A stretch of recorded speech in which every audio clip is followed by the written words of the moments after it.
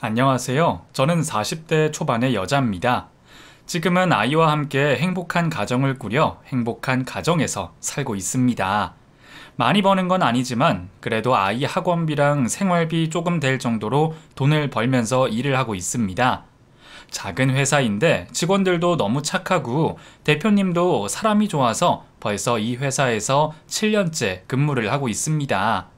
제가 원래 끈기가 부족하고 지구력이 강한 편이 아니라 그런 건지 아니면 집중력 문제인지 모르겠지만 한 곳에서 오래 일하지 못하는 편입니다.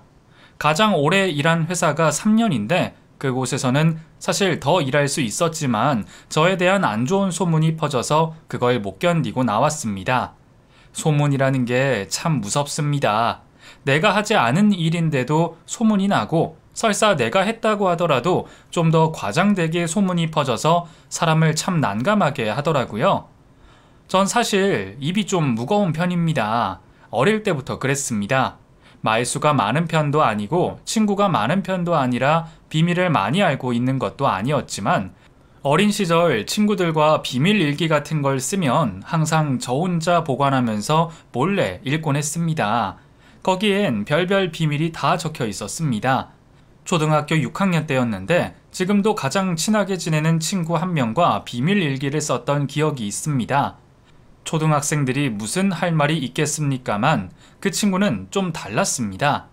하루는 친구가 일기장 맨 앞에 진영아, 꼭 너 혼자만 보면 좋겠어. 다른 사람에게 절대 말하지 마.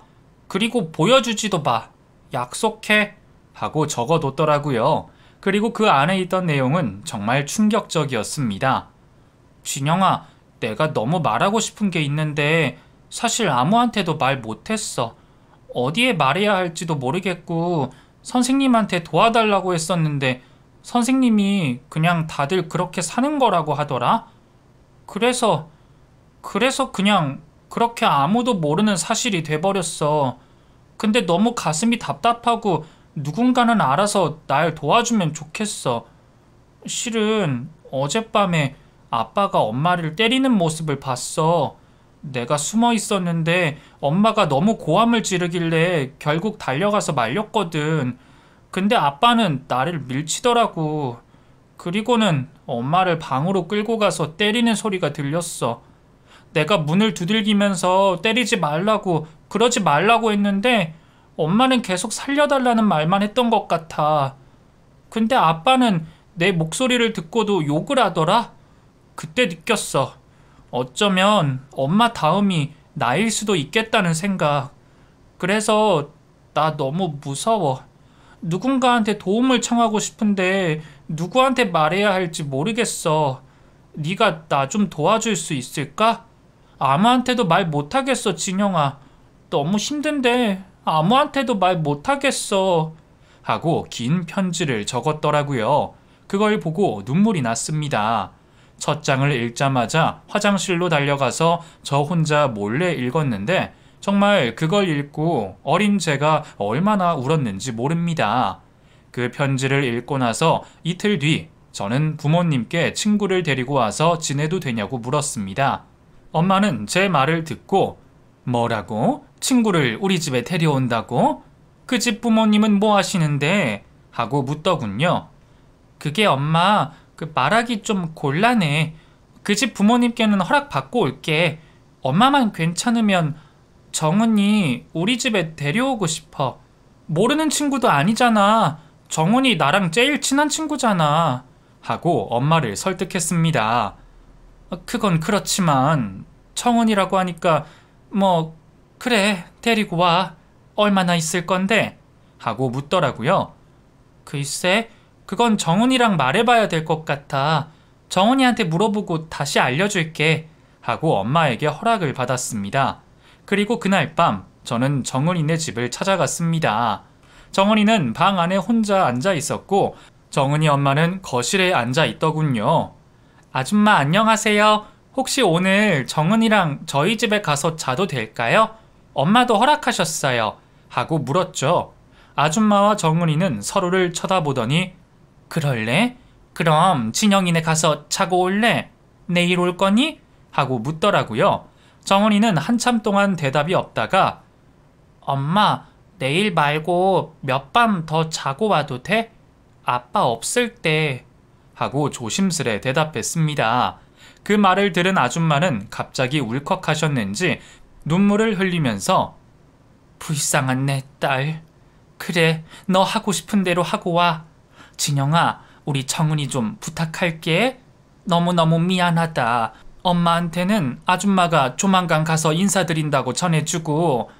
너무 고마워. 우리 정은이 좀 부탁해. 하면서 제 손을 잡으셨습니다. 아줌마는 정은이가 입을 옷 몇 가지랑 속옷을 가방에 챙겨주셨고 정은이는 가방을 들고 저희 집으로 왔습니다. 그런데 엄마가 정은이를 보자마자 깜짝 놀래더군요. 정은아, 너 혹시 누구한테 맞았니? 하고 말을 하는 겁니다. 저는 모른 척 했습니다. 그리고 정은이도 대답을 안 했죠. 엄마는 정은이 몸 여기저기를 만지작대면서 어머, 웬일이야 정은아, 너 여기가 이렇게 부었는데. 아니 세상에, 얼굴은 또 왜 이래? 진영아, 너 왜 엄마한테 말 안 했어? 정은이가 이렇게 힘든데 왜 말을 안 했어? 하고 되려 저를 혼내더라고요. 그걸 들은 제 친구가 아줌마, 이거 진영이 잘못 아니에요. 제가 아무한테도 말하지 말라고 했어요. 진영이는 약속 지켜준 거예요. 진영이한테 뭐라고 하지 마세요. 하며 제 편을 들더라고요. 그 모습을 본 엄마는 가슴을 치면서 아이고, 아무리 그래도 그렇지. 이런 건 엄마한테 말해야지. 그래야 엄마가 도와주지 않겠어? 너네 아직 어리잖아. 약속을 지킬 걸 지켜야지. 진영아, 너 이런 건 엄마한테 말하는 거야. 그게 정은이를 위한 거고 너를 위한 거기도 해. 그걸 말 안 하고 입 꾹 다물면 어떡해? 만약 엄마가 정은이 데리고 오는 거 안 된다고 했으면 어떡하려고 했어? 그럼 정은이가 얼마나 혼자 끙끙 앓았겠어. 안 그래? 아휴, 이 답답아. 넌 이런 것까지도 말을 안 하냐? 아유, 속상해. 얼른 들어와, 약 발라줄게. 하면서 엄마는 정은이를 데리고 들어갔습니다. 정은이는 엄마 손에 이끌려 들어가며 저를 보고 씩 웃었고 전 너무 뿌듯했습니다. 아마 그때 저는 친구와의 약속을 지킨 것에 엄청난 뿌듯함을 느꼈던 것 같습니다. 그렇게 그 후로 정은이는 계속 저희 집에서 지냈습니다. 한 달 정도 지냈던 것 같습니다. 본인 집을 오가며 저희 집에서 생활했는데 저와 정은이가 중학교에 가게 될 무렵 정은이네 부모님 이혼 소식을 듣게 됐습니다. 그때 정말 정은이가 너무 힘들어하는 모습을 봤습니다. 정은이가 하루 저희 집에서 잠을 자면서 나는 엄마 아빠가 이혼을 했으면 좋겠어. 엄마가 많이 맞는 걸 봤거든. 근데 또 아빠가 없이 살아갈 생각을 하니까 그건 너무 무서워. 만약에 우리 집에 도둑이 들면 그거 누가 잡지? 중학생이 되면 다른 친구들은 다 아빠가 있는데 나만 아빠가 없는 거잖아. 그건 너무 이상하지 않아? 너는 그런 기분 느껴본 적 있어? 다른 친구들은 다 갖고 있는데 너만 아빠가 없는 그런 거. 하긴 네가 알 리가 없지. 너네 집은 화목하잖아. 부모님도 다 계시고 엄마도 친절하고 아빠가 돈도 잘 벌잖아. 그럼 나 같은 기분 느껴본 적 없겠지. 이게 얼마나 외롭고 고통스러운 일인지 너는 모를 거야. 하면서 말을 하더라고요. 그 말을 듣는데 솔직히 기분이 조금 나빴지만 저는 정은이를 위로했습니다. 정은아, 그런 아빠라면 없는 게 나을 수도 있어. 너 아빠가 엄마 때렸던 거 기억 안 나? 엄마도 엄청 힘들어했잖아. 아주 어쩌면 네가 엄마랑 살고 있다가 아빠가 그 모습을 보고 다시 가정을 합치게 될 수도 있는 거고. 그리고 아빠가 없다고 해서 그건 이상한 게 절대 아니야. 아마 중학생이 되면 분명 반에 몇 명은 있을걸? 부모님이 이혼한 사람 있을 거야. 겉으로 드러나지 않아서 그렇지. 그러니까 너무 걱정하지 마. 하고 친구를 위로했죠. 하지만 제 예상은 달랐습니다. 중학생이 되니 누가 이혼을 했는지 누가 재혼을 했는지 그런 것 따위는 알 수 있는 방법이 없었습니다. 정은이는 본인만 이혼 가정이라며 혼자 위축됐고 그러다 결국 학교를 나오지 않는 지경까지 이르렀습니다. 몇 번이나 정은이네 집을 찾아갔었지만 정은이는 저희 집이 정상가정이라는 것에 열등감을 느낀 건지 아니면 더 이상 저와 친구를 하고 싶지 않은 건지 저를 만나주지 않았습니다. 어쩔 수 없이 저는 정은이라는 친구와 멀어질 수밖에 없었고 다른 친구를 사귀게 됐습니다. 그렇게 정말 평범한 중고등학교 생활을 보냈죠. 소문을 듣기로는 정은이는 자퇴를 했다는 소식을 들었고 집도 이사를 갔다더라고요. 전학도 아니고 자퇴라니 좀 놀랐지만 정은이의 선택이라고 생각했습니다. 그렇게 저는 중학교를 졸업하고 집 근처 고등학교를 가게 됐습니다. 여고였지만 그래도 나름 재밌었습니다. 제가 중학교는 남녀공학을 나와서 꼭 여고를 가고 싶었는데 제 꿈이 이루어지는 순간이었죠. 여고를 다니니까 여자아이들의 시샘도 심하고 질투도 심했지만 그래도 재밌게 학창시절을 보냈습니다. 근데 그렇게 놀다 보니 어쩔 수 없이 공부가 뒷전이 되더라고요. 그래도 멍청한 애는 아니라고 생각했는데 결국 저는 집이 서울임에도 불구하고 지방에 있는 대학을 가게 됐고 대학 졸업 후 서울 집으로 다시 돌아와서 작은 사무실에 취직을 하게 됐습니다. 거기서 첫 남자친구를 사귀게 됐습니다. 사내 연애였는데 전문대를 졸업한 제게 4년제 대학을 졸업한 그 남자가 관심을 보여주더군요. 나쁘지 않다고 생각했습니다. 저는 제 학벌이 너무 별로라서 학벌이 조금 좋은 남자를 사귀고 싶은 욕심이 있었는데 그 남자가 딱 그랬거든요. 그래도 서울의 이름을 들으면 알만한 대학을 졸업했다고 했고 회사를 다니면서 대학원에 가고 싶어서 공부를 하고 있다고 했습니다. 그 사람을 보면 뭐랄까 항상 자기 발전을 위해 노력하는 사람 같았습니다. 배울 점도 많고 본받을 점도 많다고 생각했죠. 거기다가 그 사람이 제게 적극적이다 보니 저도 마음이 흔들릴 수밖에 없었습니다. 외모도 나쁘지 않고 평판도 좋은 사람이라 사귀어도 나쁘지 않다고 생각했죠. 그렇게 그 사람과 1년 정도 연애를 했습니다. 첫 연애인데도 길게 가지 못한 이유는 그 사람이 저에 대한 의심이 너무 심했기 때문입니다. 결혼을 한 사이는 아니었지만 뭐랄까 저를 구속하는 게 엄청 심했습니다.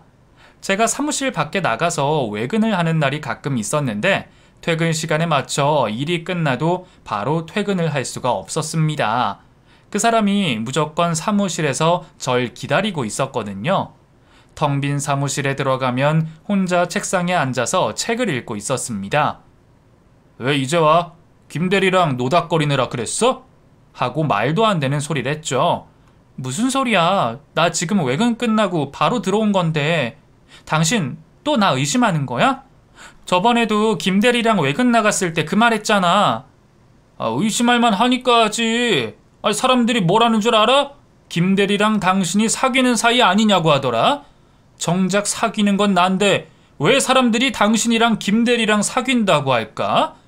둘이 뭔가 있으니까 그런 소문이 나는 거 아니겠어? 아니 땐 굴뚝에 연기 날 일 없잖아. 네가 행실을 똑바로 하면 그런 소문도 안 나겠지. 혹시 나 몰래 김대리랑 바람 피우는 거 아니야? 미쳤나봐. 무슨 말도 안 되는 소리야. 김대리 유부남인 거 몰라? 제정신이야? 김대리 혼전 임신해서 애도 있잖아. 사람들 그걸 알고 그런 말을 하는 거야? 그리고 당신도 웃겨. 그 말을 한다고 그걸 동조해? 그게 지금 말이 되는 소리야? 당신 나랑 사귄 지 1년이야. 내가 대체 뭘 어떻게 해야 날 믿어줄래? 그거 병이야. 내가 김대리랑 뭐 특별한 친분이 있는 것도 아니고 일만 끝나면 바로 사무실로 들어오잖아. 당신이 싫다고 해서 바로 퇴근도 안 하고 사무실에 꼬박꼬박 들르고 근무 중에도 전화하면 바로바로 받는데 내가 여기서 뭘 더 어떻게 해야 돼? 회사라도 관둘까? 그래야 날 믿어줄래? 하고 따졌습니다. 정말 미치겠더라고요. 너무 억울하기도 하고 왜 이렇게 날 못 믿을까 싶은 생각도 들었습니다. 하지만 제가 남자친구에게 믿음을 주려 하면 할수록 남자친구는 절 더 의심했습니다. 심할 땐 저를 집에 데려다주고 밤새도록 제가 밖에 다시 나가는지 저희 집 앞에서 기다릴 정도였으니 그런 남자친구를 보고 저희 부모님이 아무래도 저 남자 좀 이상하다. 네가 좋다면이야 뭐 어쩔 수 없다만 당장 결혼할 것도 아니고 저렇게 믿음이 없어서야 되겠어? 만약 결혼 안 하고 헤어지기라도 해봐. 그때 제대로 헤어지기나 하겠어? 괜히 너 찾아와서 보복할까봐 나는 그게 걱정이야. 남녀가 사귀는 것도 중요하지만 헤어지는 것도 진짜 중요해. 엄마가 살아보니까 그렇더라고. 무슨 말인지 알겠지? 하고 걱정을 해주더라고요. 솔직히 이 사람이랑 결혼까지 생각한 건 아니었지만 헤어짐을 생각해 본 적도 없었는데 이러다가 언젠가 헤어질 거란 생각이 들었고 결국 전 그 생각이 들자마자 이틀 뒤 그 사람에게 이별을 통보했습니다. 역시나 저희 엄마 예상대로 그 사람은 분노를 참지 못했습니다. 제일 심한 말 중에 하나가 아직도 기억에 남네요. 제가 그 사람에게 헤어지자 말한 그때 바닥에 침을 뱉더니 야, 너 웃긴다? 쥐뿔 아무것도 없는 년이랑 1년이나 사귀어줬더니 뭐? 헤어져? 너 지금 제정신이냐? 아니면 뭐 약간 미친 거야? 헤어져도 내가 헤어지자고 해야지. 감히 네가 나한테 헤어지자고 해? 무슨 자격으로? 왜 헤어져야 되는데? 하면서 저를 깎아내리는 말을 하더라고요. 저는 더 이상 그 말에 대답할 가치가 없다고 생각해서 아무 말도 안 하고 그 자리에서 돌아섰는데 제 뒤통수를 강타하는 충격에 그 자리에서 쓰러지고 말았습니다. 그 인간이 너무 화가 났는지 주변에 있던 뭘 주워서 제 머리통을 가격한 거였습니다. 전 그 자리에서 바로 기절했고 주변 사람의 신고로 병원에 실려갔습니다. 눈을 뜨니 저희 엄마가 울면서 제 손을 잡고 있더군요. 전 뒤통수가 찢어져서 6바늘이나 꿰맸습니다. 혈관이나 뇌를 건드리지 않아서 천만다행이지 정말 이런 일이 제게 일어날 거라곤 생각도 못했습니다. 저도 모르는 사이에 제 머리카락은 잘려나가 있고 수시로 머리가 어지러움을 느꼈습니다. 그 뒤로 저는 연애는커녕 남자를 피해 다니느라 바빴습니다. 회사는 초반에 병가를 냈다가 결국 전 남자친구가 계속 다닌다는 걸 알게 되고 제가 먼저 사직서를 내고 말았죠. 도저히 얼굴을 볼 자신도 없고 만나지도 못하겠더라고요. 그렇게 저는 1년 조금 넘게 다닌 회사를 관두게 됐고 한동안은 취직도 못했습니다. 치료도 치료지만 도저히 무서워서 밖에 나갈 수가 없겠더라고요. 저의 이런 증상들 때문에 저희 부모님은 참다 결국 집까지 이사하게 됐습니다. 정말 저희 식구들에겐 어려운 결정이었습니다. 부모님은 몇십 년 동안 살아온 동네를 저 때문에 떠나야 했고 너무 죄송해서 독립도 생각했지만 부모님의 반대로 그렇게 하지 못했습니다. 그 뒤로 저는 정신과 상담을 받으며 외상후 스트레스 장애 진단을 받고 약을 먹었습니다. 한 1년 정도는 그렇게 지냈던 것 같습니다. 20대 중반의 여성이 부모님 품 안에 사는 게 흔치 않은 경우였고 심지어 몇몇 친구들은 결혼까지 했는데도 저는 혼자였습니다. 그렇게 제가 혼자 방구석에 처박혀 있을 때 연락이 온 게 어린 시절 친구였던 정은이었습니다. 제 번호를 힘들게 알았다며 전화를 걸어왔고 정은이는 제가 사는 동네로 와서 가볍게 커피를 마시며 옛 추억을 얘기했습니다. 정은이는 결혼을 해서 아이가 있었고 저는 남자친구 때문에 힘들었던 기억들을 꺼내며 정은이에게 많은 위로를 받았던 기억이 납니다. 정은이는 중학교 때 자퇴 이후로 검정고시를 봐서 고등학교 졸업장을 땄고 그 뒤로는 미용을 배워서 일을 했다고 하더라고요. 그렇게 미용실에서 근무하며 손님과 눈이 맞아 사귀게 됐고 아이가 생겨서 결혼을 했다고 했습니다. 결혼을 하고 아이를 키우며 안정적으로 사는 정은이가 너무 부러웠습니다. 하지만 저는 그럴 수 없었습니다. 혹시나 또 같은 일을 당할까봐 이상한 남자를 만날까봐 무서웠거든요. 그런 제게 남자친구를 소개해준 건 다름 아닌 정은이었습니다. 자기가 오래 알고 지낸 오빠라면서 너무 좋은 사람이라며 제게 소개를 해줬습니다. 그때 제 나이가 27살, 그 오빠는 32살이라고 했습니다. 나이 차이가 많이 나는 것도 아니었고 몇 번 만나보니 사람이 괜찮은 것 같아 사귈까 생각도 했지만 또 반복될 것 같은 무서운 상황이 저를 가로막았습니다. 결국 저는 그 사람에게 지난 연애에 대해 털어놨고 그 사람은 저와 같이 공분해주고 화를 내주었습니다. 그 얘기를 듣고는 완전 미친놈이었네. 그런 사람한텐 그렇게밖에 빠져나올 수밖에 없더라고. 뉴스 봐요. 헤어지는 게 억울하다고 사람 때리고 도망가고 애먼 사람 잡고. 어휴, 그게 다 제정신인 인간들이 할 짓이냐고. 사람 새끼가 그래도 되는 건가? 하면서 저 대신 광분해 주더라고요. 너무 고마웠습니다. 그리고 이 남자에게 믿음이 생겼죠. 저보다 나이가 좀 많아서 그런 건지 아니면 사람 자체가 믿음이 가는 건진 몰라도 꽤 괜찮은 사람 같았습니다. 그렇게 저희 두 사람은 연애를 시작했습니다. 정은이에게 제일 먼저 소식을 전했고 정은이도 그 오빠 괜찮지? 나도 모임에서 만난 사람인데 뭐 솔직히 돈을 잘 벌고 집이 부자는 아닌데 사람이 순하더라고. 여자 관계도 깨끗하고. 그리고 더 중요한 건 여자친구를 30살이 넘어서까지 한 명밖에 안 사귀어봤대. 그런 남자 흔치 않다. 그 한 명도 뭐 아무것도 못하고 헤어졌나 봐. 그래서 거의 여자 경험이 없다고 보면 돼. 오히려 잘 된 거 아니야? 너도 남자친구 한 명 사귀었지만 솔직히 좀 찜찜해서 기억 속에서 지워버리고 싶을 텐데 그 오빠는 여자 경험이 전무하니 너랑 딱이지. 너무 선수 같은 남자보다는 차라리 내 입맛에 맞게 길들이는 게 나아. 우리 남편도 그랬어. 나도 우리 남편 어릴 때 만났잖아. 멋모를 때 만나야 길들이기 쉽다니까. 지금 그 오빠가 딱 그래. 그러니까 네 입맛에 맞게 잘 길들여서 결혼까지 해. 하고 말을 하더군요.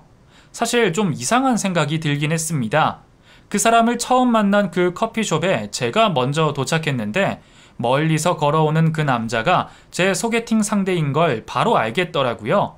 그날 카페에 사람도 많았고 혼자 들어오는 남자들도 많았는데 왜 딱 그 사람이 눈에 들어온 건지, 그리고 저랑 눈이 마주쳤고 머쓱하게 머리를 넘기며 걸어오는데 이 사람 참 괜찮은 사람 같다는 느낌을 받았습니다.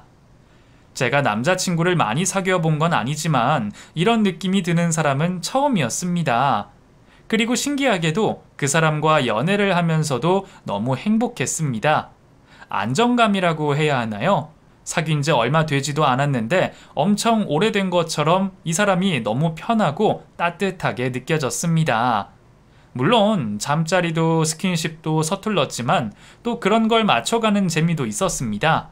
그렇게 저희 두 사람은 2년 정도 연애를 했습니다. 그 사람이 34살이 되면서 결혼 얘기가 나오기 시작했는데 솔직히 결혼 얘기를 하니까 걱정이 앞서더군요. 오빠, 근데 돈 얼마나 모아놨어? 지금 얼마나 버는지 물어봐도 돼? 아니, 결혼을 하려면 그래도 돈이 있어야 되는데 솔직히 이런 말 좀 그렇지만 내가 버는 돈은 많지 않아도 나 결혼할 땐 부모님이 아쉽지 않게 해주신다고 했거든.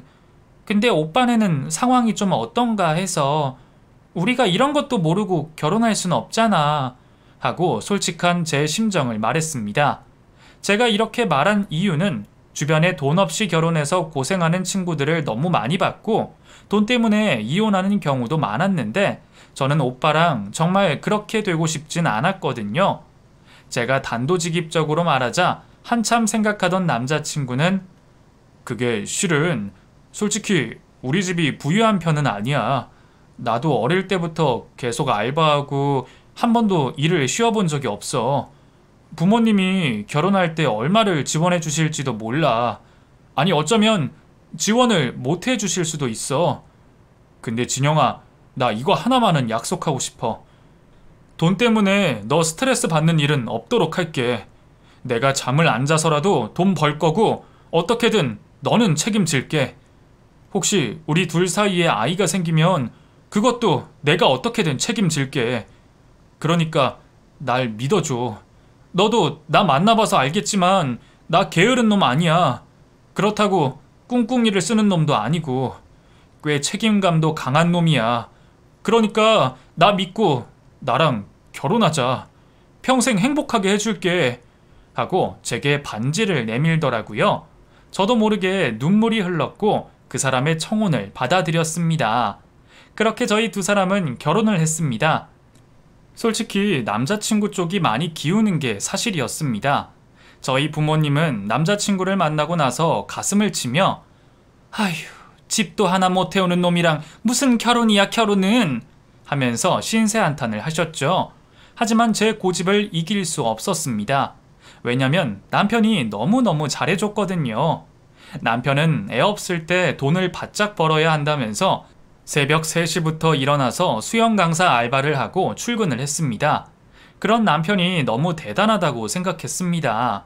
남편은 그렇게 결혼하고 2년 정도 꼬박 수영장 알바를 했고 인기 강사라서 다른 곳에서 스카우트 제의까지 들어올 정도로 수업을 잘했습니다.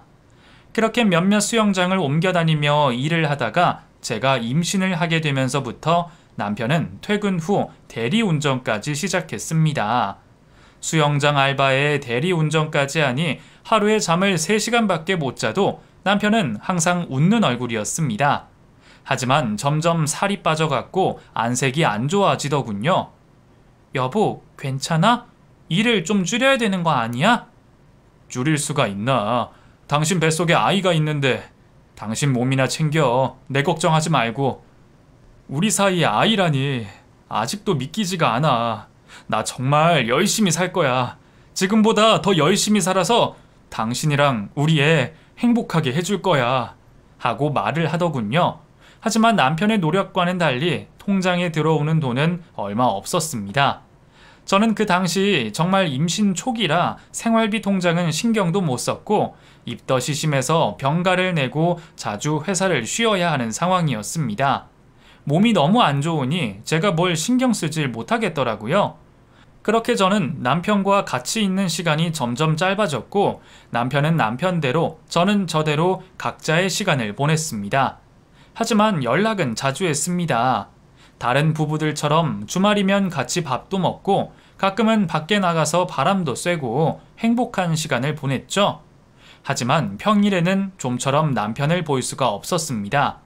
남편은 돈 버는 거에 미친 사람처럼 일을 했고 집에 돌아오면 밥을 한 대접 퍼서 머슴처럼 퍼먹곤 했습니다. 그렇게 밥을 먹는데도 배가 고프다며 새벽이면 잠도 안 자고 야식을 먹고 맥주를 마셨습니다. 그게 남편의 스트레스를 해소하는 방법 같았습니다. 그렇게 시간을 보내길 5개월. 저는 어느새 배가 조금씩 불러오고 몸이 무거워져서 집안일도 회사도 다니기가 힘들어졌습니다.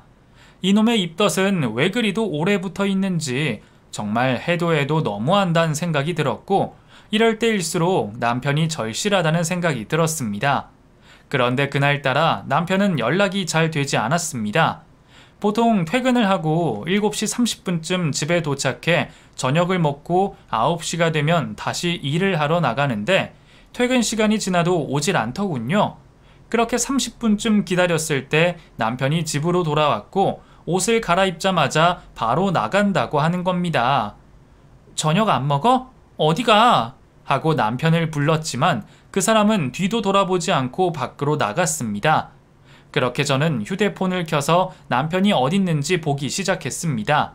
대리운전이 어려운 일은 아니지만 혹시나 하는 위험 때문에 저와 남편은 서로 휴대폰에 위치 추적 어플을 깔아서 서로의 위치를 확인할 수 있게 해뒀거든요.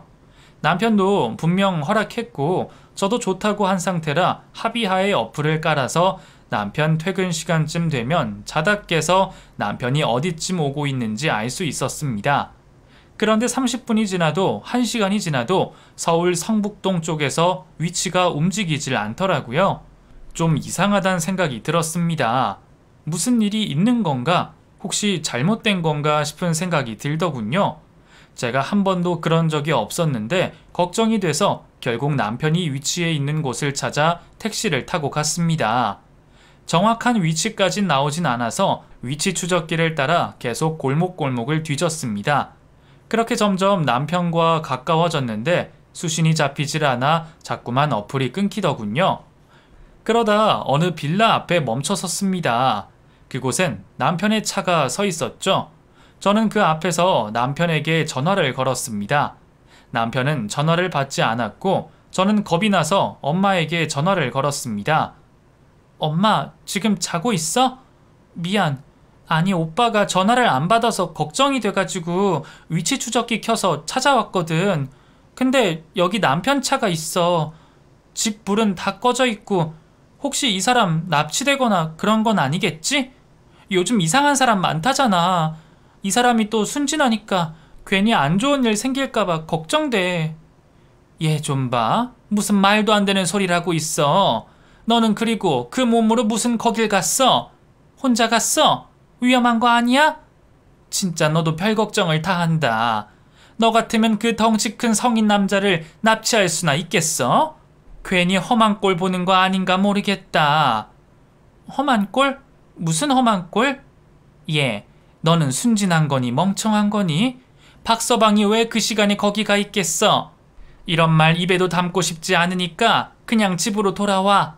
네가 생각하는 그런 끔찍한 일이라고는 일어날 리도 없고 괜히 너만 힘들 것 같으니까 좋은 말로 할 때 집으로 돌아와. 하고 호통을 치더라고요. 어떻게 그냥 가? 내가 모르는 것도 아닌데. 뭔가 느낌이 이상하단 말이야. 그 사람한테 무슨 일이 생긴 것 같고 내가 다 불안해. 마음이 불안해서 잠도 안 와. 지금 12시가 넘어서 그 사람이 전화를 줄 땐데 전화도 안 오고 평일이라 손님 없으면 집에 올 시간인데 집에도 안 와. 근데 위치상으로는 여기 남편이 있다는데 내가 어떻게 그냥 가겠어. 엄마라면 아빠가 여기 있는데 무슨 일이 일어날지도 모르는데 그냥 갈 수 있겠어? 난 그렇게 못해. 난 올라갈 거야. 하고 고집을 피웠습니다. 그렇게 저는 조심조심 배를 움켜잡고 빌라 문을 열어 계단을 올라갔습니다. 그런데 입구부터 시끌시끌한 소리가 들렸습니다. 복도라 소리가 울려서 명확하게 들리진 않았지만 남자와 여자가 대화를 나누는 소리였습니다. 저는 한층 더 올라가서 두 사람이 나누는 소리에 귀를 기울였습니다. 여자는 누군지 모르겠지만 남자는 명확하게 제 남편 목소리였습니다. 왜 나를 이해 못 해주는 거야? 지금 내 사정이 그렇게 안 된다고 말했잖아. 당신 고생한 거 알지. 아는데 지금은 때가 아니라는 거야. 나한테 시간을 좀 줄 수 없어? 내가 다 해결되면 그때 다시 당신한테 올게. 그러니까 그때까지만 좀 봐주라. 내가 그래도 그동안 진짜 열심히 했잖아. 주말에만 시간 못 냈지. 평일이면 당신 매일 찾아와서 같이 시간 보내고 먹고 싶다는 거 사다 주고 임신 기간 동안도 내가 못한 거 있었어? 당신도 아쉬운 거 없다고 했잖아. 나 같은 사람 못 만날 거라고 했잖아. 지금까지 잘 참았는데 이제 와서 이러면 어떡해. 자기야, 제발 나한테 조금만 시간을 주라. 내가 우리 부모님한텐 잘 말해서 꼭 애기 봐달라고 할 테니까 그때까지만 좀 기다려줄 수 없어? 대체 얼마나 기다려야 하는 건데? 누가 들으면 내가 당신을 일방적으로 괴롭히는 건 줄 알겠어. 그런 거 아니잖아. 우리 그런 거야? 내가 지금 당신을 일방적으로 괴롭히는 거야? 애 낳자고 한 건 당신이야. 난 분명 지우겠다고 했어. 근데 낳아줬더니 당신 지금 어떻게 하고 있어? 애 데려간다고 해놓고 지금 그 여자랑 헤어지지도 못하고 이렇게 질질 끌고 있잖아. 난 당신이랑 같이 살 마음 더 이상 없어. 나도 다 정리하고 새로 시작하고 싶어. 나도 왜 밤낮으로 애 우는데 매달려서 이렇게 살아야 되는지도 모르겠고 당신이 키운다고 해서 낳긴 낳았는데 난 얘 엄마로 살 마음도 없어. 그러니까 이 생명 지키고 싶으면 제발 데려가. 내 부탁이야 진짜. 나야말로 당신한테 부탁 좀 하자. 제발 좀 데려가 주라. 하고 큰 소리로 싸우더군요. 저는 좀 더 가까이 계단으로 올라갔습니다. 슬쩍 고개를 내밀어 봤더니 저희 남편이 바닥에 무릎을 꿇고 있었고 여자가 갓난아이를 안고 남편 앞에 서 있더라고요. 눈앞이 깜깜해졌습니다. 대체 이게 무슨 상황인지 남편은 고개를 쳐박고 울고 있었습니다. 미안해. 정말 미안해. 내가 어떻게든 우리 애기는 내가 책임질게. 정말 미안해. 근데 나한테 시간을 좀 줘. 정리할 시간이 필요해. 6개월, 아니 3개월만이라도 시간을 좀 줄 수 없어? 하고 그 여자 앞에서 울고 있더라고요.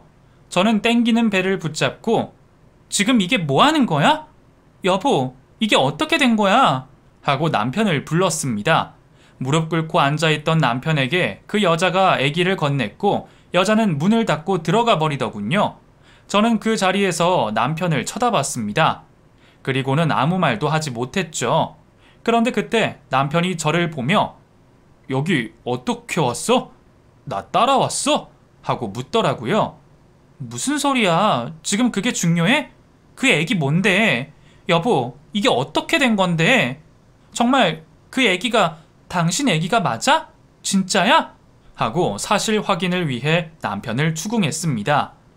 그런데 그 사람 표정 하나 안 변하고 제게 그러더군요. 내 애기 맞아. 이제 낳은 지 80일 조금 넘었어. 이거 봐. 너무 예쁘지 않아? 딸이래. 당신 뱃속엔 아들이랬지? 우리 둘이 같이 키우면 잘 키울 수 있을 거야. 그럼 당신은 2번 출산 안 해도 되고 동시에 딸 아들을 얻는 거잖아. 여보, 우리한텐 복덩이가 들어온 거야. 너무 예쁘지 않아? 애기 얼굴을 좀 봐. 우리가 이렇게 시끄럽게 굴었는데도 울지도 않고 새근새근 자고 있잖아. 하고 저보고 애기를 안아보라는 겁니다. 정말 그때 숨이 멎는 줄 알았습니다. 그리고 이 사람이 미쳤다고 생각했죠. 당신 지금 제정신이야? 혹시 술 먹었어? 아니면 뭐 내가 모르는 무슨 일이... 아니, 지금 이게 중요한 게 아니지. 저기요, 문 좀 열어봐요. 저기요! 하고 저는 그 여자가 있는 집에 문을 두들겼습니다. 남편은 저를 막아서더니 왜 이래 진짜? 당신 미쳤어? 왜 아무런 죄 없는 사람한테 화풀이야? 따라와, 나와서 얘기해. 하고 저를 끌고 가더라고요. 이 사람이 제가 임산부인 걸 잊은 건지 손목을 꽉 잡고 내려가는데 넘어질까 너무 무서웠습니다.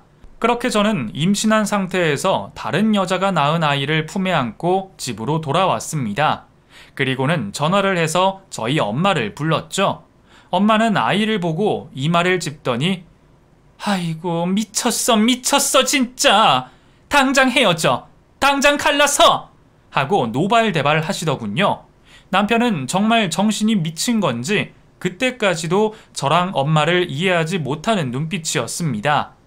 저는 아들을 임신하고 있었고 예쁜 딸아이가 거저 생겼는데 뭐가 문제냐고 대답을 하는 그 사람을 보면서 이 사람이 정말 정신이 어떻게 됐구나 라는 생각밖에 안 들더군요. 저는 그 다음 날 바로 저희 엄마와 함께 시댁을 찾아가 이 모든 사실을 밝혔습니다.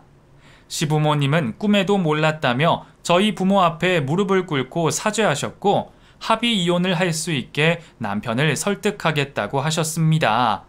그 뒤로 그 갓난아이는 남편과 시부모님이 키우겠다고 하셨고 저는 남편과 이혼 후 아이를 낳고 혼자 키우게 됐습니다.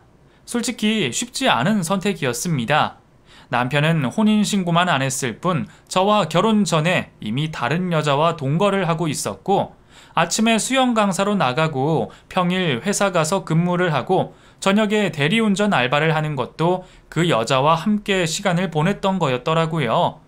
전 그런 것도 모르고 남편이 엄청 고생한다고 생각했고 어떻게 해서든 살림에 조금이라도 보탬이 되려고 친정에서 돈도 받아오고 생필품도 받아왔는데 이런 것들이 전부 물거품이 됐다고 생각하니 솔직히 너무 아깝고 아빠 없이 애를 혼자 키우는 것도 겁이 많이 났습니다. 하지만 그날 일이 너무 생각나고 더 이상 남편과 한 침대에서 잠을 잘 수 없을 정도로 괴로운 나날들이 지속됐는데 그럴 바엔 그냥 혼자 키우는 게 낫다는 생각이 들었습니다. 그렇게 저는 결혼 3년이 채 되지 않아 남편과 이혼을 했고 위자료고 나발이고 아무것도 받고 싶지 않아 합의 이혼을 했습니다. 솔직히 이 얘기를 듣고 주변에서 많이 광분했습니다. 위자료에 상간녀 소송까지 해서 콩밥을 쳐 먹여야 된다는 말들이 많았는데 그냥 정말 모르겠더라고요. 그 과정도 제가 너무 힘이 들고 아이를 낳고 키우면서 그런 것까지 신경 쓸 여력도 없고 그 돈 없다고 제가 당장 죽는 것도 아니고 전 그냥 그 사람과 하루빨리 정리해서 새 출발을 하고 싶은 마음뿐이었습니다. 그렇게 혼자 아이를 5년 정도 키우다가 지금 일하는 회사 과장님과 어떻게 잘 돼서 재혼을 했습니다. 그분도 그 당시 이혼을 하고 혼자 살고 있었고 아이는 양육하고 있지 않았는데 제가 아이를 양육하고 있는 것도 이해해주고 사랑해준 분이었죠. 솔직히 재혼도 두려웠습니다. 제 인생에 더 이상 남자는 없다고 생각했는데 또 이렇게 좋은 남자가 나타나서 가정을 꾸린 걸 보니 어떻게든 만날 사람은 만나는구나 하는 생각이 드네요. 감사하게도 아이 역시 아빠라고 잘 불러주고 전 남편과의 교류는 전혀 하지 않고 있습니다. 사실 이 방법이 맞는지도 모르겠습니다. 세상에 정답이 없는 것처럼 제 인생에도 정답이 없는 것 같다는 생각이 드네요. 다만 지금 제가 생각하는 건 현실을 살아가는 이 순간 최선을 다해 살고 후회 없이 사는 것, 그리고 누군가에게 피해 끼치며 살지 않는 것이 제일 중요하다고 생각합니다. 적어도 전 남편이 제게 했던 것처럼 한 사람의 인생에 먹칠은 하지 말자는 마음으로 살아가려고 합니다. 적어도 내가 불행할지언정 남에게 피해는 주지 말고 살자고요. 저도 그렇게 되기 위해 노력하며 살겠습니다. 긴 사연 들어주셔서 감사합니다.